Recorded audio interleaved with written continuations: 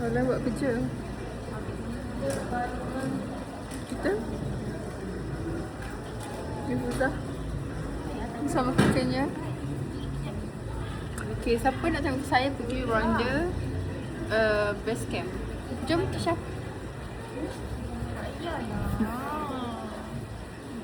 Vlog ni saya akan post dekat YouTube tanpa edit.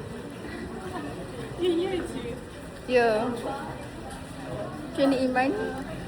Hai, saya Iman. Jom. Ni konten no edit no cut.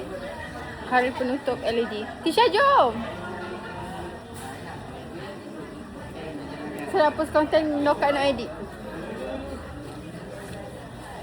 Confirm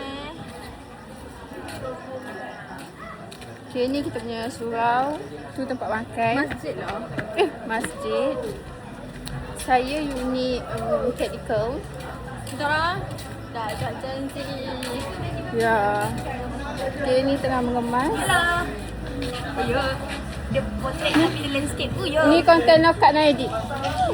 Okay, ni technical, sangat function. Okay, ni Madi.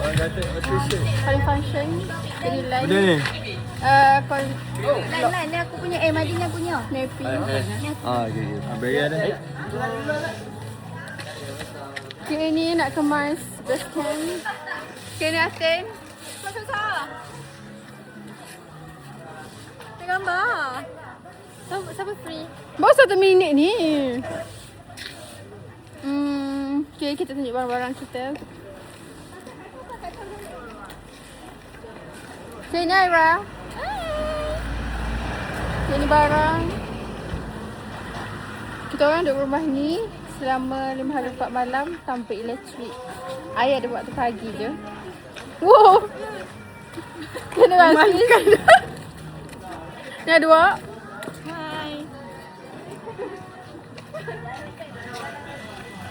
Okay, dah umai media. Alhamdulillah. Apa rate untuk jadi unit media? Disebabkan kami punya tim semua berjalan buat kerja, so 8/10. Post hand drop punya punya rate. 6 mana? Alright, bye. Baru. Boleh bisa. Okay, rate unit technical. Benar bukan? Cendermata mana? Cendermata 7/10 sebab ada macam pertelingkahan. Bukan pertelingkahan. It's about relationship. Okay, so macam susah sikit lah kalau orang tengah berlilin kan. Dia macam buta sikit. Faham? Kalau yang hilang tu, kalau yang hilang tu, yang tu 2 lah, 2/10 sebab yang tu macam kecualian masing-masing. Alright. Siapa suruh tak cintai?